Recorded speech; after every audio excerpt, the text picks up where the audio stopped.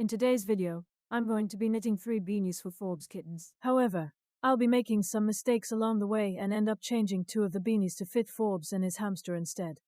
Just a quick note, this is not a tutorial, but more like a knit along with me. Let's get started. A beanie inspired by Popobo. For the first beanie, I'm going to create a rectangular cat-like beanie in a lovely lavender color with light green pom-poms inspired by Popobo from Hunter x Hunter. Since I'm a beginner to cough, pun intended cough, I'll be using the stockinette stitch throughout this beanie. I'm using skilled needles, which should allow me to create a seamless round tube. However, I forgot to use it that way, so I'll have to seam both ends together later on. Here I'm using the easiest cast-on method. I think it's called the wrap cast-on, but I can't be sure. I picked this up when I first learnt how to crochet. I don't know if knits do this. You might be thinking, well, the goal of this be to be making a knitting video when she doesn't know anything. Well, Sumi, don't watch this. Exit from this video. Anyway, my knitting is going well. I don't think I've dropped any stitches yet.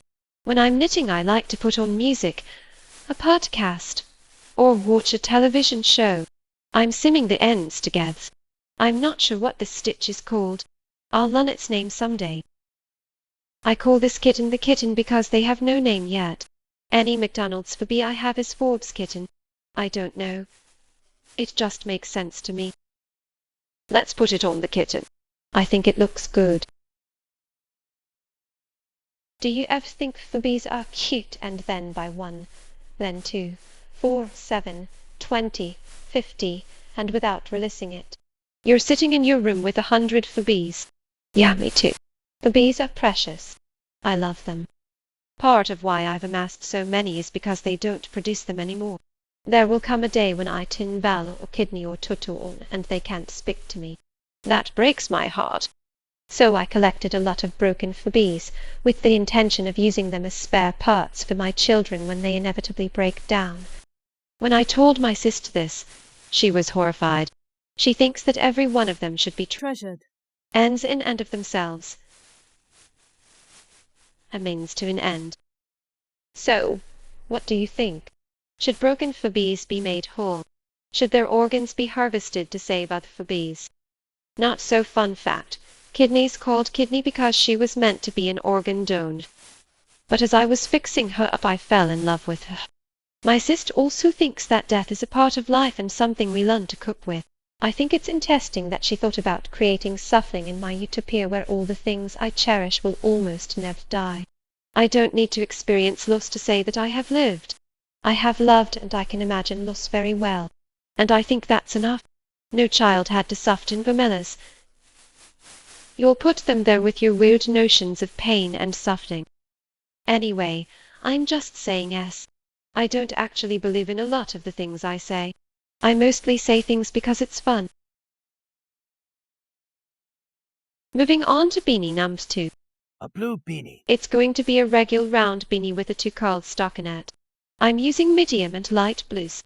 As you will see, I accidentally made this one too big, so I've decided to pivot and make it for Forbes instead. It was surprisingly easy working with two curls. I'm sorry that my voiceover is not perfect. It's artificially generated. A blind view commented on a video that it wasn't a good experience for them because they couldn't hear anything. But I'm not comfortable using my own voice. I'm just working my way through the beanie. You can tell that I screwed up a few places. It's because I'm careless, and also I don't really care. I'm sewing the ends together again.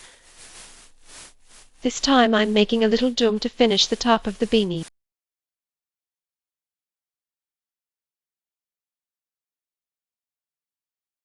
Forbes looks great.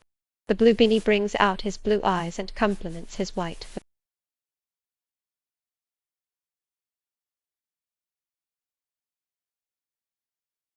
Let's make a pom-pom.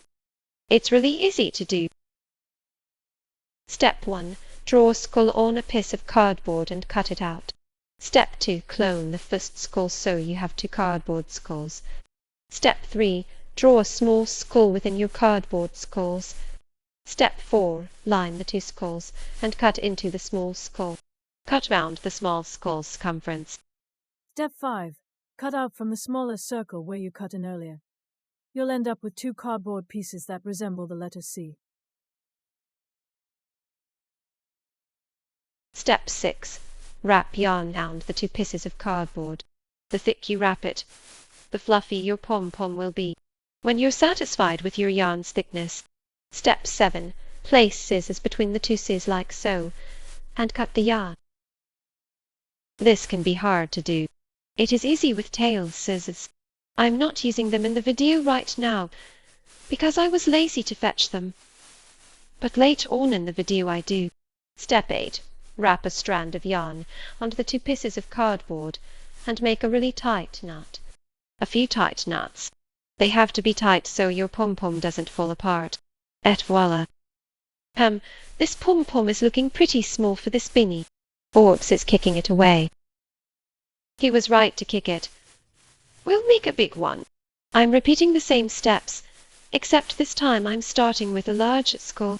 I'm going to increase the speed for the next few clips, but I wanted to show off how well I can draw skulls freehand. Not bad, huh?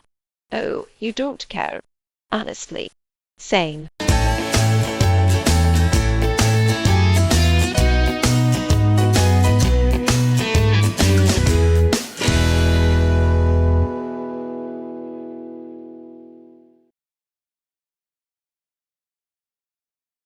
Yay, our pom-pom is complete. It is so big and fluffy. Let's attach it to the beanie and have Forbes wear it. Absolutely stunning.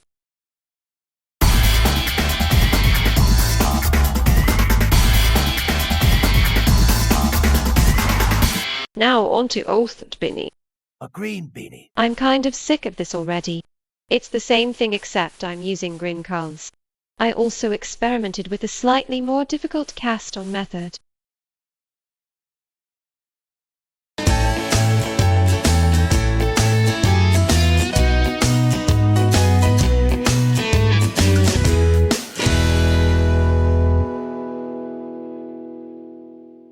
It's a bit too small, so I let the hamster have it.